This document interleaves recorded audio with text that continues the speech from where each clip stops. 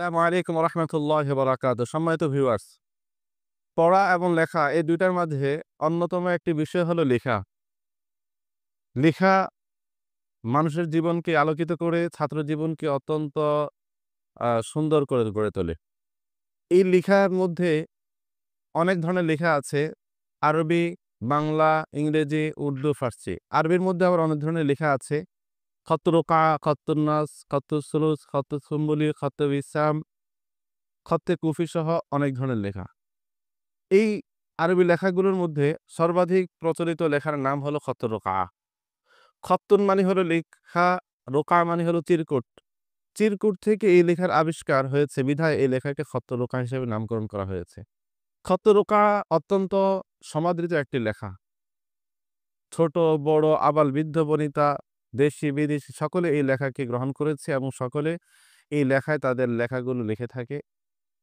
খত্ত রোকায় খতরকা এই লেখাটি সমাদৃত হওয়ার কারণ হলো তার কিছু বৈশিষ্ট্য রয়েছে, যেগুলো অন্যান্য লেখার তুলনায় এই লেখার মাঝেই খতরকার অনেকগুলো বৈশিষ্ট্য রয়েছে, যার কারণে এই লেখাটা সকলে গ্রহণ করেছে।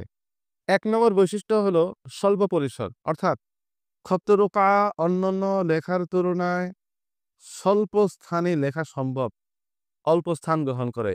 ইয়াখুদ হাইয়্যিজান কালিলাম মিনাল মাকান, অল্প স্থান অল্প পরিসর গ্রহণ করে। যেমন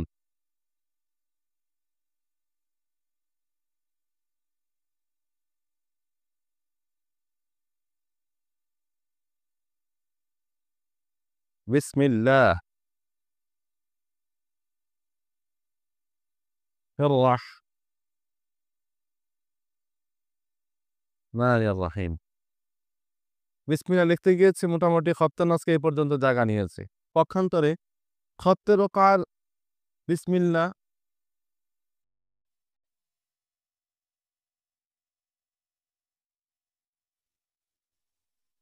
অর্ধেক জায়গায় মোটামুটি বিসমিল্লাহির রহমানির রহিম লেখা হয়েছে। তাহলে দেখা গেল প্রায় অর্ধেক স্থান বেঁচে গিয়েছে। তাহলে আখাযা খাত্ত রুকআ কালিলাম হাইয়্যিজান কালিলাম মিনাল মাকান। হুম। ২ নম্বর বৈশিষ্ট্য হলো এটা দ্রুত লেখা যায়। তার কারণ হলো যেহেতু খতরকার অক্ষরগুলো একটু তুলনামূলক ছোট হয়, যার কারণে দ্রুত লেখা যায় এবং অনেক মাথা টান দিয়ে লেখা যায়। যেমন সিন, খত্তে নাসকে সিন লিখতে হয় মাথা দিয়ে এভাবে, মাঝে হোক, শুরুতে হোক আর শেষে হোক। পক্ষান্তরে খত্তে রোকায় টান দিয়ে লেখা যায়, যার কারণে দ্রুত লেখা হয়। খত্তে রোকার ৩ নম্বর বৈশিষ্ট্য হলো নক্তার মাঝে ব্যবধানহীনতা। অন্যান্য লেখার মাঝে নক্তার মাঝে ব্যবধান থাকে। যেমন খত্তে নাস ১ নক্তা, খত্তে নাসকে ২ নক্তা, খত্তে নাসকে ৩ নক্তা, খত্তে সুলুসেরও ৩ নক্তা এভাবে, ২ নক্তা এভাবে, ১ নক্তা এভাবে। পক্ষান্তরে খত্তে রোকা ১ নক্তা তো ঠিক আছে, ২ নক্তা টান দিলেই হয়, ৩ নক্তা এভাবে দিলেই হয়। তাহলে দেখা গেল একটু টান দিলেই ২ নক্তা হয়ে যায়, একটু ঘুরাইলে ৩ নক্তা হয়ে যায়।